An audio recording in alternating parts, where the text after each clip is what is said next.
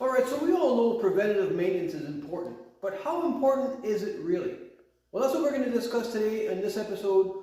We have an example in front of me, so let's get to it.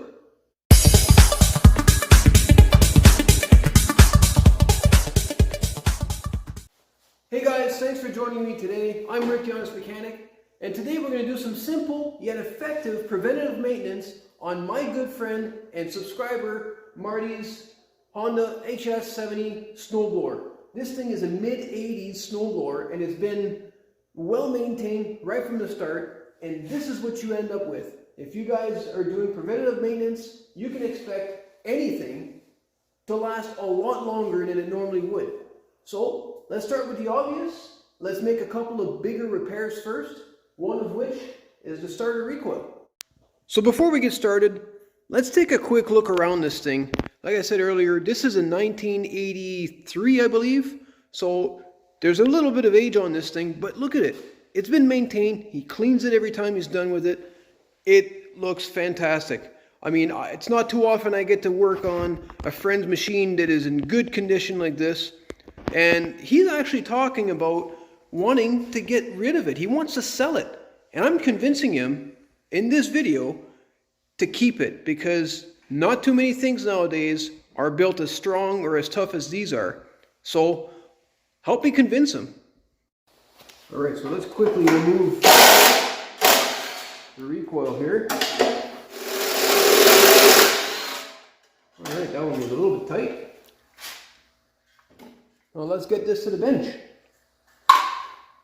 All right, guys, now that we have the recoil on the bench, we can now remove this bolt, take a look inside and see what's holding it up. I'm going to guess it's probably a broken spring or something like that. But word of caution, guys, if you're going to do this type of work, if you're going to work on any recoil of any brand, I highly recommend you wear some gloves, because if that spring happens to pop out, it can be really, really sharp and you'll get some pretty decent cuts. So let's get this opened up.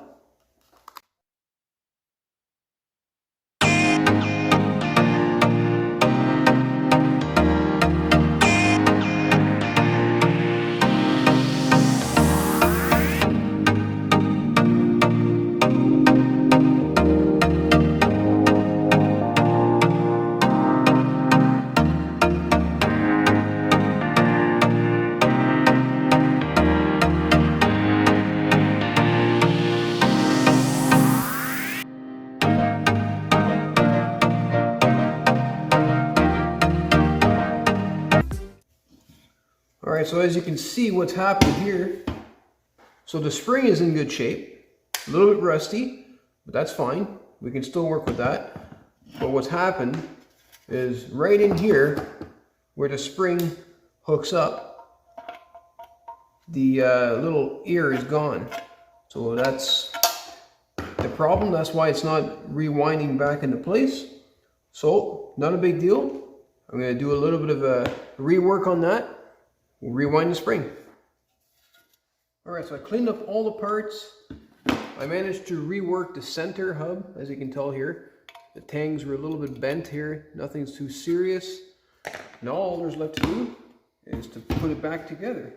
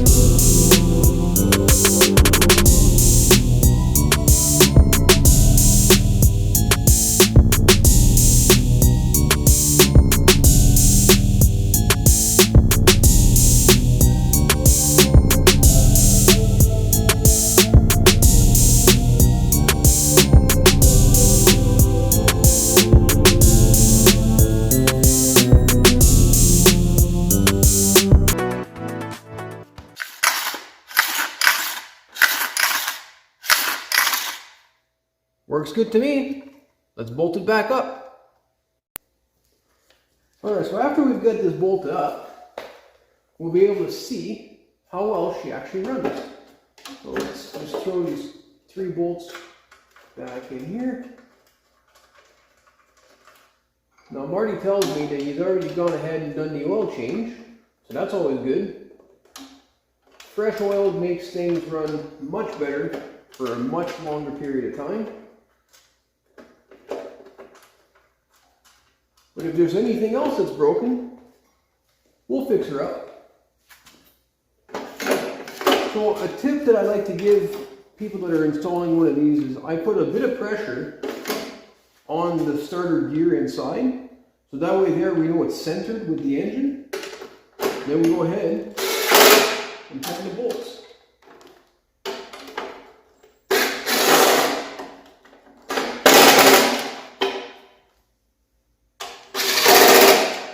Now you know it's centered, and you're not going to have that little pawl, or some people call them dogs, that are catching inside that flywheel. It's going to be off center, so now we know it's good. Perfect. Now let's see if she runs, which I know it does, but let's see how hard it is to get started. Alright, now let's see if we've got some gas. We've got plenty of gas. Perfect. Now let's check the oil. Always check the oil, right? Nothing worse than starting an engine without oil in it. That'd be bad. Oh yeah, plenty of oil. Oh my god, look at this. Look at this, guys. The oil in this is like super clean. Never seen that before. That is amazing. Even after doing an oil change on some of these, the oil is dark right away. So that's really good. Happy to see that. Okay, start switch. I've never actually started this thing, so I don't even know. And just to prove that, hold on the muffler. It's not hot. We don't know. Don't know how to start this. Okay, wait, there's a key back here. So on off. So I'm sure that's what that is. This is the choke. So we got choke out is full. Fuel is down. Okay. So put in the comments section how many pulls is it going to take to get this thing started cold. I'm going to say, being that it's a Honda, should start within 3 pulls.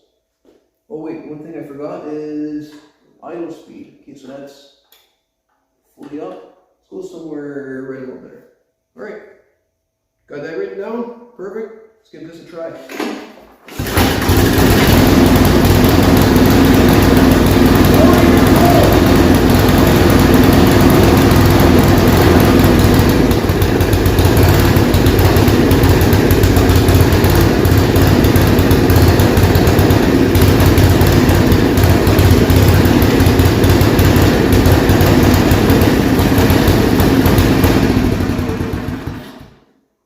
Okay, so we know the ignition switch does not work because I couldn't shut it off. I had to choke it and bring the idle right down. But look at that, 1 pull. Guys, I did not stage this whatsoever. Wasn't expecting it, but 1 pull. I think that's pretty incredible. This thing is, like I say, it's 40 years, almost 40 years old. Wow, cool. So let's diagnose this switch to see if there's anything causing this thing not to shut off real quick. Not a huge deal, but wow, that's pretty cool. I mean, imagine what this thing would have to say in all those decades of throwing that much snow, you know? Pretty cool. What's that? Oh, I'm sure you're probably sore, yeah. I mean, I'd be sore after moving that many tons of snow too. What? We can check that out off camera, alright? So, let's get the rest of this fixed up. This is getting kind of weird. Alright guys, so I've chased the wires down from the switch, down the handlebar here, folds down right to the ground here, because what this does is this, if I can put my camera down now,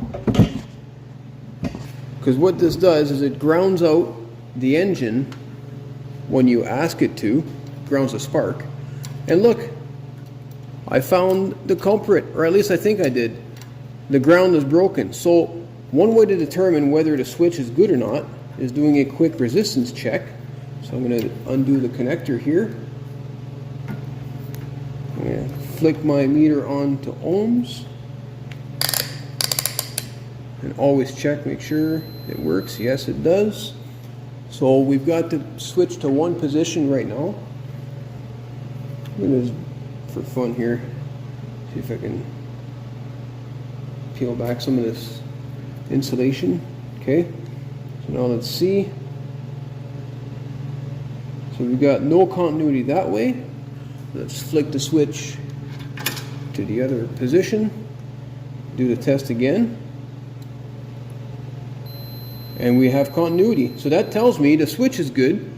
It's possibly, and more than likely, just a bad connection right here. So we're going to put another terminal, put that bolt back in place. This thing should now shut off as normal, and then we'll see if there's any other little hiccups with it. The one thing he did mention was that the belt tends to squeal when he's not using it. So we'll see if the adjustment and the tension on that is good. But let's get this little guy fixed up. That's only a matter of minutes. And there's the repair. Nice and simple. I've checked it, fired it up real quick. The switch now works perfectly. So now, as another preventative measure, let's change the spark plug because it looks a little bit rusty.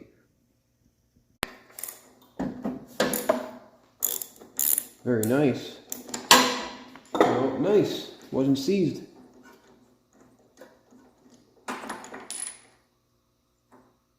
Oh yeah. Check that out. It's been in there for quite some time. So let's throw a new one in there. Alright, and here's our new one. A lot shinier, properly gapped. Put that back where it belongs.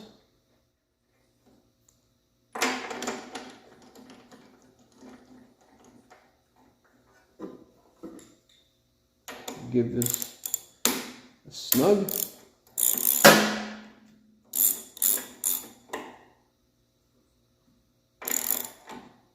Just like that.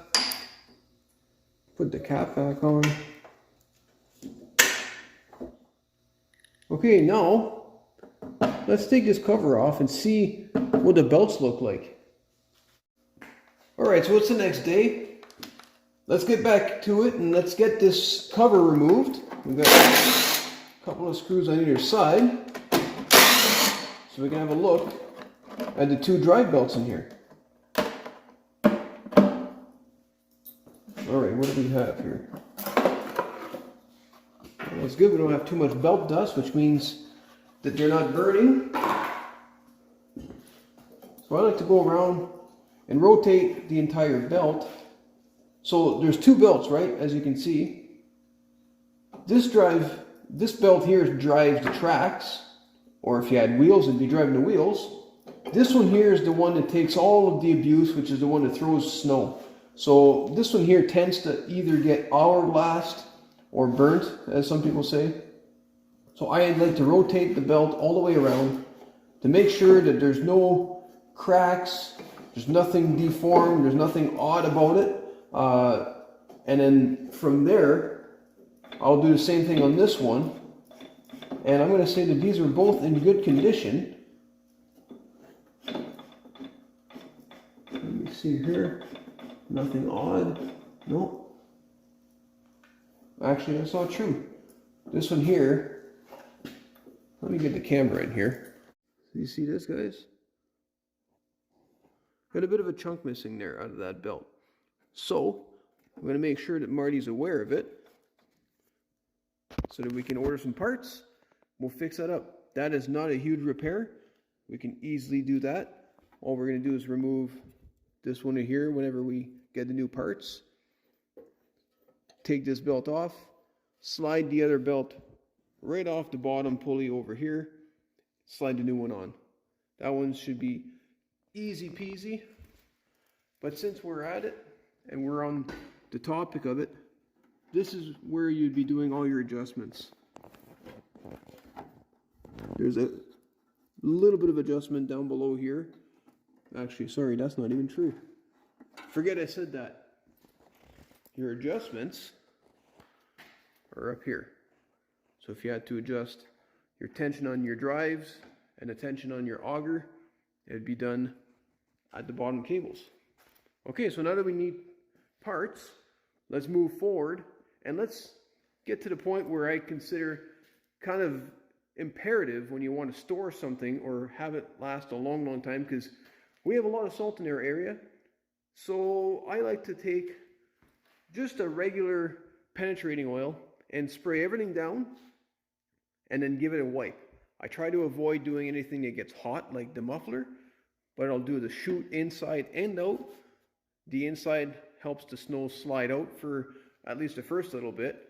Same as the auger. I'll do all of this, and of course all of your controls, your cables, all that kind of stuff. So let's get to that.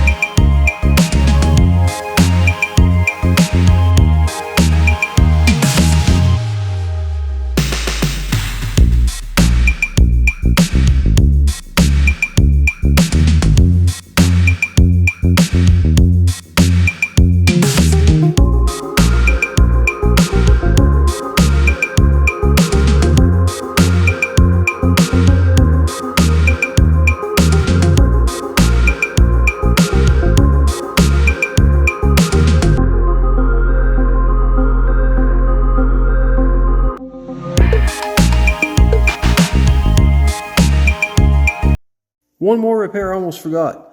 I almost forgot this chute has been broken off. So this little tab goes down here, and that's what holds on the ski here, just kind of like that.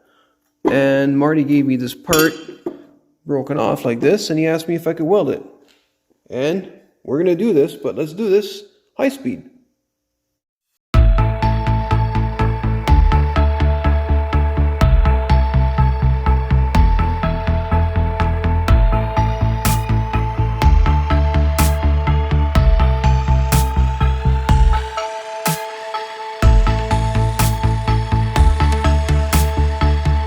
And just like that, we got a brand new shoe.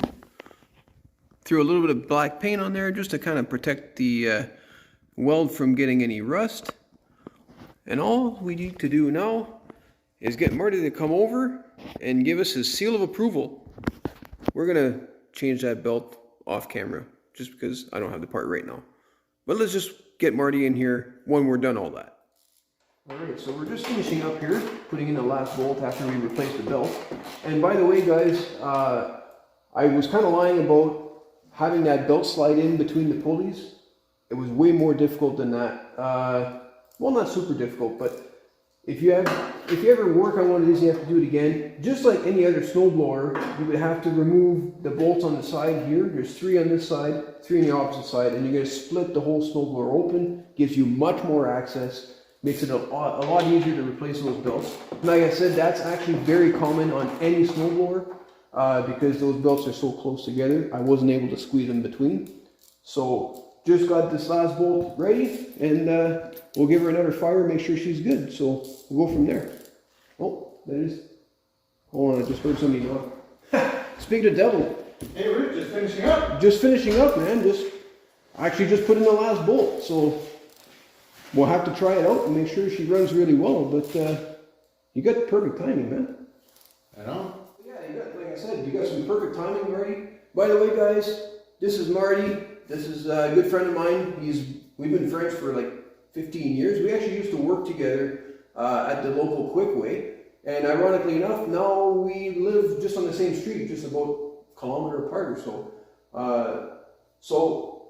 I mean, what do you think of this thing, Marty? I mean, otherwise you've been updating this and just maintaining it regularly. It's been pretty good to you. Yeah, it's been a good snowblower. This thing is 1982 Honda, and it's, luckily for me, I have a friend like Rick here that takes care of most of my machines.